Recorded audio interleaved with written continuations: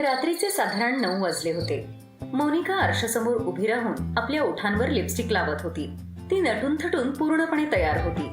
तिला बघून असं वाटत होतं की ती कुठेतरी जाण्याची तयारी करतीये. तिचा नवरा मयंक लॅपटॉपवरती काहीतरी काम करत होता आणि त्यांचं नुकतंच जन्मलेलं बाळ बेडवरती झोपलं होतं. तेव्हाच मोनिकाच्या फोनची रिंग वाजते. त्या फोनच्या आवाजामुळे बाळाची झोप डिस्टर्ब होते आणि ते रडू लागतं. मयंक, तुला दिसतंय ना मी तयार होतीये. विक्रांतला जरा उचलून तर घे. मयंक विक्रांतला उचलून घेतो पण तो रडतच असतो. मोनिका, मला वाटतं अगं याला भूक लागलीये म्हणून हा रडतोय. याला दूध पाजून घे. अरे मयंक, तू पण ना. हे बघ, मी याला सारखं दूध पाजून ना माझी फिगर खराब करून घेणार नाहीये. तू काहीतरी दुसरा ऑप्शन बघ. दुसरा ऑप्शन म्हणजे? मला नाही माहित, पण मी माझं दूध याला पाजणार नाही. आणि तसंही जेव्हापासून हा जन्मलाय ना तेव्हापासून सारखा नुसता वे वे वे वे रडतच असतो. म्हणून काय मी ह्याला दिवसभर दूधच पाजत बसू? एवढं बोलून मोनिका आपले पाय आपटत तिथून बाहेर पडते, कारण तिला पार्टीमध्ये जायला उशीर होत होता. ते नवजात बालक काही वेळ तसंच रडलं आणि मग नंतर झोपून गेलं. मयंक एक खूप मोठा बिझनेसमन होता. त्याला कुठल्याही गोष्टीची कमी नव्हती, पण तरीही त्याचं बाळ उपाशीत झोपलं. दुसऱ्याच दिवशीची गोष्ट आहे. सकाळचे 10 वाजलेले होते. मोनिका अजूनही बेडवर झोपलेली होती. तिच्या फोनची रिंग वाजते. तिने झोपेतच फोन उचलला. हॅलो. दुसऱ्या व्यक्तीचं फोनवरचं बोलणं ऐकून मोनिकाचा पाराच चढला. ती चिडून म्हणाली, अरे डोकं फिरलंय का तुम्हा लोकांचं? काय सकाळी सकाळी फोन करता? नकोय मला लोन. हे बँकवाले पण ना जगणं मुश्किल करून टाकतात. तिने रागातच फोन बंद केला आणि आपली कामवाली मीनाला हाक मारली. मीना, मीना, आता ही कुठे मेली देव जाणे. डोकं इतकं जड झालंय ना माझं. मिसेस सिंघानियाला मी सांगितलं होतं की अजून पेक बनवू नका म्हणून, पण ती बाई एक काही ऐकत नाही कुणाचं. मोनिका हे सगळं बडबडतच होती तेव्हाच तिची कामवाली, काय ग, कुठे मेली होतीस? इतका वेळ लागतो का तुला इथे यायला? माफ करा बाईसाहेब, ते काय ना, बाळ भुकेमुळे रडत होतं म्हणून त्याला दूध पाजत होते. मीनाचं हे बोलणं ऐकून मोनिकाचे डोळे विस्फारतात. बरं बरं, ठीक आहे. ऐक, मला जरा लिंबू पाणी आणून दे. माझं डोकं खूपच दुखतंय. आणि हो, जरा लवकर ये, मला तुझ्याशी काही महत्वाचं बोलायचंय. मीना लिंबू पाणी घेऊन तिच्या खोलीत आली आणि तिला लिंबू पाणी दिलं. मीना, तू काय म्हणाली होतीस? तुला यायला का उशीर झाला होता? मी तुम्हाला म्हंटल ना की माझं बाळ भुकेने रडत होतं म्हणून त्याला दूध पाजत होते. पण यापुढे मी लक्षात ठेवीन, बाळ रडत होतं म्हटल्यावर त्याला दूध द्यायलाच हवं ना. बरं मीना, तू माझं एक काम करशील? हो बाईसाहेब, सांगा ना काय करू? तू तुझं दूध माझ्या बाळाला पण पाजशील? हे तुम्ही काय बोलताय बाईसाहेब? माझं दूध, आणि ते पण छोट्या साहेबांना? हो, आणि मी त्या बदल्यात तुला पाहिजे तेवढे पैसे द्यायला तयार आहे. गरीब परिस्थितीत असलेला माणूस कुठलंही काम करायला तयार होतो जेव्हा त्याच्या कानावर पैसा हा शब्द पडतो. मीनाने थोडा वेळ विचार केला आणि मग नंतर ती हो म्हणाली. तशीही ती काही चुकीचं काम करत नव्हती. जसं ती आपल्या बाळाला दूध पाजणार होती तसंच मालकिणीच्या बाळालाही दूध पाजायचं होतं. मी करीन हे बाईसाहेब. मी छोट्या साहेबांना पण माझं दूध पाजेन. माझं बाळ अजिबात उपाशी राहता कामा नये. जर तो मला भुकेमुळे रडताना दिसला तर मी तुला पैशाची एक कवडी सुद्धा देणार नाही. त्या दिवसानंतर मीना मोनिकाच्या बाळालाही दूध पाजू लागली. मोनिकाचं सगळं टेन्शन मीनाने दूर केलं होतं. मीनालाही या दुधाच्या बदल्यात चांगले पैसे मिळत होते. त्या पैशांमुळे मीनाचं आयुष्यही खूप सुधारलं होतं. आधी ती ज्या छोट्या घरात राहत होती तिथे आता तिने मोठं घर बांधलं होतं आणि ती त्या घरात ऐशोआरामात राहत होती. तिच्या नवऱ्याने जेव्हा मालकिणीच्या या मेहरबानीबद्दल तिला विचारलं तेव्हा ती म्हणाली, अहो तुम्ही बी ना उगाच आपला संशय घेत बसता. बाईसाहेबांना माझं काम खूप आवडतं ना, म्हणून त्या मला पगारापेक्षा जास्त पैसे देतात.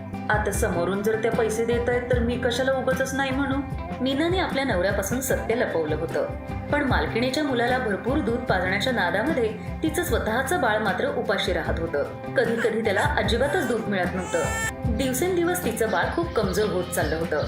एका रात्री जेव्हा तिचं बाळ भुकेमुळे रडत होतं तेव्हा तिचा नवरा तिला म्हणतो, अगं काय करतेस मीना? तुला कळत नाही का बाळ किती रडते भुकेमुळे? ते त्याला दूध पाज ना.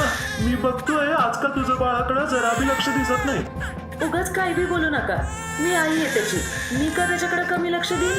मग तू असं दिवसेंदिवस बारीक का होत चाललंय बरं? आता हे मी कसं सांगू? मी तर पूर्ण लक्ष देते त्याच्याकडं. एवढं बोलून मीना आपल्या बाळाला घेऊन दुसऱ्या खोलीत आली. अरे हो हो माझ्या बाळा, तुला जर सगळं दूध पाजलं तर मग मालकिनीच्या बाळाला काय दूध पाजू मी? जर त्याला दूध कमी पडलं तर परत आपली हालत गरिबासारखी होऊन बसेल. मग परत आपल्याला गरिबीतच आयुष्य काढायला लागेल. मला आता ते गरिबीतलं आयुष्य नाही जगायचंय. मीनाने आपल्या बाळाला दूध नाही पाजलं. ते बिचारं बाळ तसंच रडून झोपलं.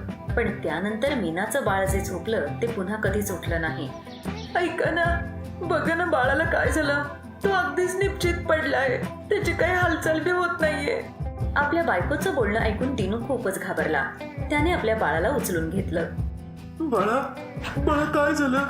डोळे उघड बाळा, डोळे उघड बाळा. अहो काय झालं हो आपल्या बाळाला? तो असं निश्चित का पडलाय? माहित नाही मीना, याला घेऊन आपण डॉक्टरांकडे जाऊयात. ते पळत पळत डॉक्टरांकडे गेले. डॉक्टरांनी त्याला तपासलं आणि त्याला मृत घोषित केलं आणि ते त्यांना म्हणाले, तुमचं बाळ आता या जगात नाही आणि याचं कारण आहे तो गेल्या खूप दिवसांपासून उपाशी आहे. डॉक्टरांचं बोलणं ऐकून मीना जोर जोरात रडू लागली. बाळा बाळा, मीच मारलं माझ्या बाळाला. पैशाच्या लालची पोटी मीच माझ्या बाळाला मारलं. आपल्या बाळाला असं आपल्यासमोर गेलेलं बघून मीनाची हालत खूपच वाईट झाली होती. तिने कामधाम सोडलं आणि रस्त्यावर अशीच भटकू लागली.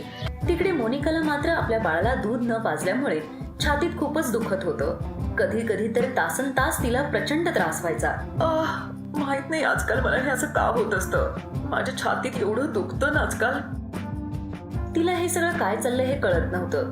पण जेव्हा ती आपल्या नवऱ्याबरोबर फॅमिली डॉक्टरकडे गेली तेव्हा हे सगळं जे होतंय त्याला कारणीभूत केवळ तुम्हीच आहात. मुलाच्या जन्मानंतर देव प्रत्येक स्त्रीला त्याला दूध पाजण्याचा सौभाग्य देतो. पण कदाचित तू तुझ्या मुलाला दूध पाजत नाहीस. आता जर तू दूध पाजत नसशील तर ते दूध जाणार कुठे? आणि हेच तुझ्या त्रासाचं कारण आहे. तू तुझ्या बाळाला आतापासूनच दूध पाजायला सुरुवात कर, नाहीतर तुझ्यासाठी हे खूप नुकसानदायक असेल. डॉक्टरांचं म्हणणं ऐकल्यानंतर मोनिका घरी गेल्यानंतर आपल्या बाळाला दूध पाजायचा प्रयत्न करते. पण हे काय, तो दूध पिणं तर लांबच, पण तिच्या कुशीतही राहायला तो तयार नव्हता. तो सारखा रडत होता. मयंक याला काय झालंय? हा तर दूध प्यायला तयारच होत नाहीये.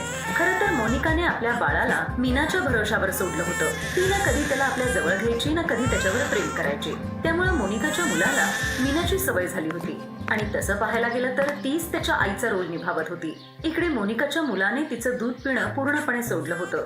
तो दिवसेंदिवस अशक्त होत चालला होता. मोनिकाला आता पश्चाताप होत होता. हे सगळं केवळ माझ्यामुळे होतंय. मीच सगळ्यात मोठी गुन्हेगार आहे. माझ्या मुलाच्या अशा परिस्थितीला मीच कारणीभूत आहे. आणि एक दिवस तेच झालं ज्याची भीती होती. ना तो श्वास घेत होता ना काही हालचाल करत होता. मयंक विक्रांतला बघ ना काय झालंय. हा ना रडतोय ना काही श्वास घेतोय. ते दोघंही लगबगीने हॉस्पिटलमध्ये पोहोचतात. डॉक्टरांनी त्यांच्या बाळाला लगेचच ऍडमिट करून घेतलं. डॉक्टरांनी कसंबसं त्याला पाईपद्वारे दूध पाजण्याचा प्रयत्न केला, पण तो अगदीच निश्चित पडला होता.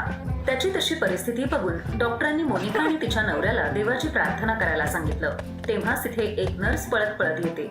डॉक्टर, एक बाई आयसीयू मध्ये घुसलीये आणि ती त्या बाळाला दूध पाजतीये आणि ते बाळ सुद्धा अगदी आरामात दूध पितंय. मग सगळेजण पळत पळत आयसीयू मध्ये येतात. ते पाहतात की मीना त्या बाळाला आपलं दूध पाजत होती. तिला बघून मोनिकाला खूप रडायला येतं. ती रडत रडत मीना जवळ आली आणि म्हणाली, मीना, तू आपल्या बाळाला सोडून कुठे गेली होतीस ग? बघ तुझ्याशिवाय याची काय हालत झालीये. बाईसाहेब, पैशाच्या लालचे पोटी मी माझ्या पोटच्या पोराला संपवलं. पण जर छोट्या साहेबांना काही झालं असतं तर मी स्वतःला आयुष्यात कधीही माफ करू शकले नसते. कधीच नाही. असं बोलून मीना जोर जोरात रडू लागते. मोनिकाने तिला प्रेमाने जवळ घेतलं.